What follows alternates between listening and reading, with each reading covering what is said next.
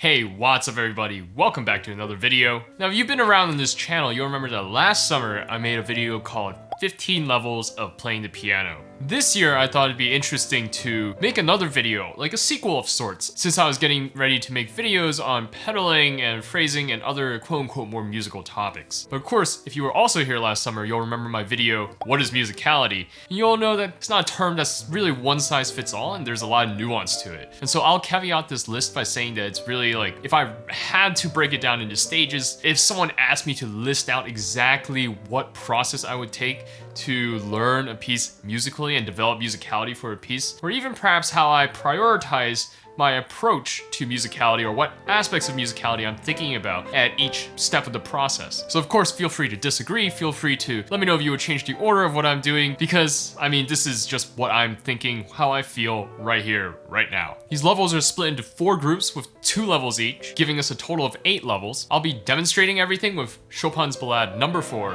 in F minor, so that you can hopefully see how I'm building the piece as I talk about these things. And with all that being said, this is 8 levels of musicality in playing piano. Part 1, learning the score.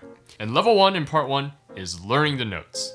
It's impossible to develop musicality, to talk about how to play the notes, when you can't even play the notes. Going into playing the notes, a lot of this becomes an exercise in technicality, an exercise in how do you get comfortable with playing the music, comfortable enough that you are no longer forced to think about each and every single note before you play it. Rather, you can free up all that brain space, or a lot more brain space at least, to start thinking about other things that make those notes interesting, that make it a little bit more musical.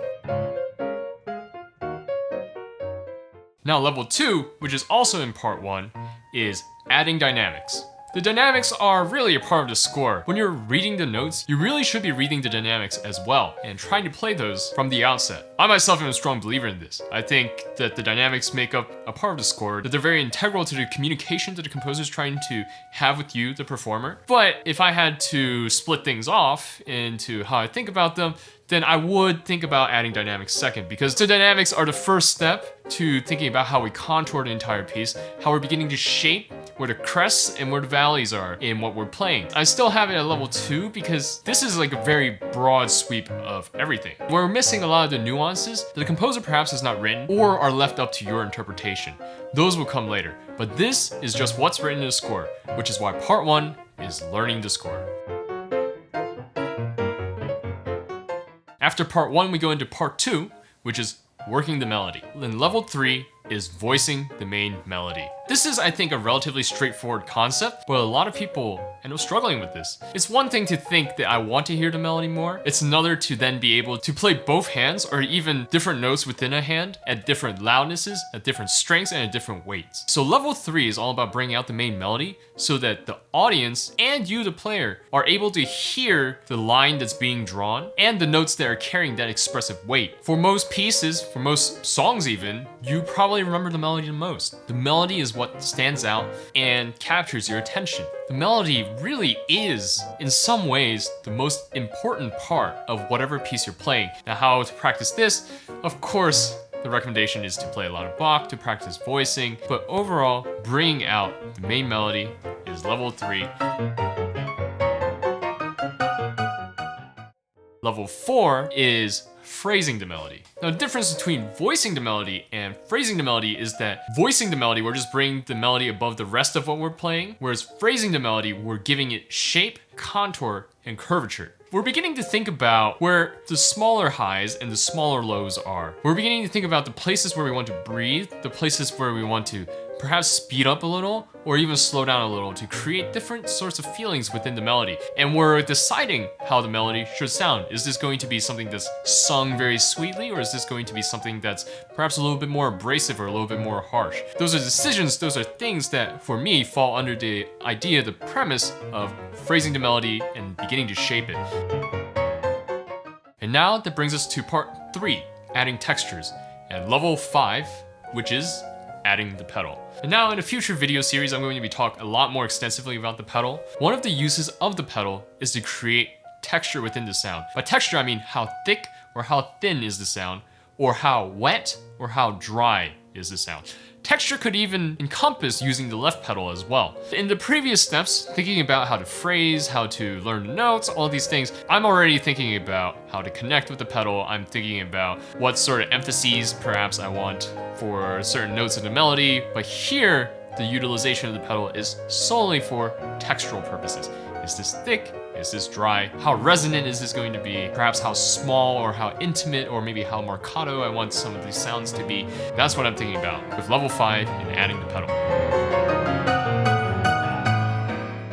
In level 6, also working the texture, is I'm thinking about adding rhythmic emphases. What do I mean by rhythmic emphases? A rhythmic emphasis to me is thinking about the strong beats and the weak beats in a certain piece. Now in 4/4 time signature, we commonly associate the strong beats with beats 1 and 3. Now perhaps in like a 6/8, like the ballad that I'm currently playing, or a 3/4, the strong beats are on multiples of 3, so 1, 4, 7, etc, etc. When I'm thinking about emphasizing those sort of rhythmic elements, I'm for the first time really thinking about how I want to structure the accompaniment. I want the accompaniment to give those sorts of emphases so I can ground the harmony in a bass note, or if there's syncopation, then I can change the feel or change the thickness or even the thinness of my accompaniment by how I'm playing that or how I'm bringing that out. And so in level 6, we really begin to think about almost like the concept that I frequently bring up on this channel, which is the idea of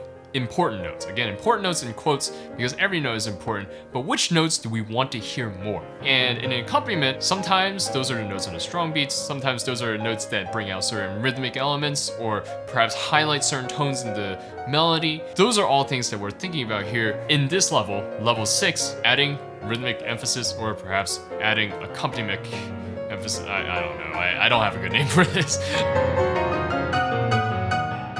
Now we finally get to part 4, which is finalizing the piece, and level 7, which is adjusting the flow. The way I'm defining flow here is how the piece breathes and how it moves. Does it push forward or does it pull back at certain spots? I think this really has to do with tempo mainly, but beyond tempo, maybe something a little bit more minute, a little bit more microscopic, maybe even senses or like feelings. Am I playing slightly towards the front of the beat, or am I playing slightly towards the back of the beat? Am I building suspense by pushing towards a note, or am I building suspense by pulling before I get to the note or pulling at the note? I think these are things that are intimately connected with how we phrase the melody. But when we get to this level, level 7, not only are we thinking about the melody and how it contributes to certain ebbs and flows in the music, but we're also thinking about how the accompaniment contributes to that too. And so adding those two together and really thinking about how we're breathing, how we're feeling the pulse, all these things will begin to bring together and really pull together the flow of each phrase and then the overall piece. Now, of course, the last level, level 8, for me, is phrasing other voices. So I think there are a lot of pieces that are fantastic and very interesting with just the main melody voiced, and then perhaps some of the things that we talked about with the accompaniment in this video.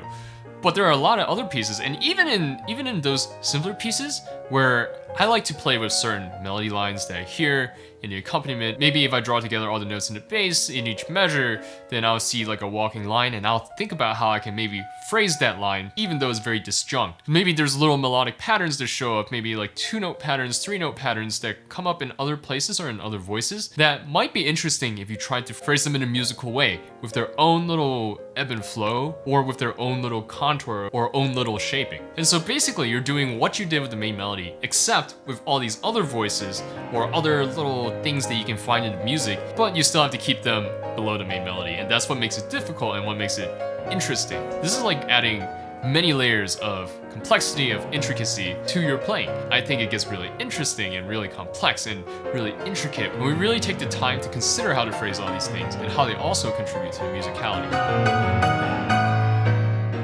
And so those are my 8 levels of musicality on the piano. Feel free again to agree or disagree. This is honestly just how I felt thinking about it like these past few days. Would you add anything to this list, or would you subtract anything from this list? Or would you combine several steps together? Or would you break some things apart? Let me know down in the comments below. I will say though, for me, the way I consider musicality, I almost consider all these things at the same time when I'm playing, even a new piece for the first time. And so the way that I play certain areas, the way that I utilize certain techniques, I'll play things a certain way so that it facilitates me phrasing or voicing other things later. It's an interesting process, which is why I say take this video with a grain of salt. But anyways, I do hope that you enjoyed this video and it gave you some food for thought and some things for consideration. If you would like to discuss anything that I talked about in this video with me or other people in my community, be sure to check out my Discord, link is in the description down below, and go and check out 15 levels of playing the piano or what is musicality if you haven't taken a look at those already. And until next time, everybody, peace.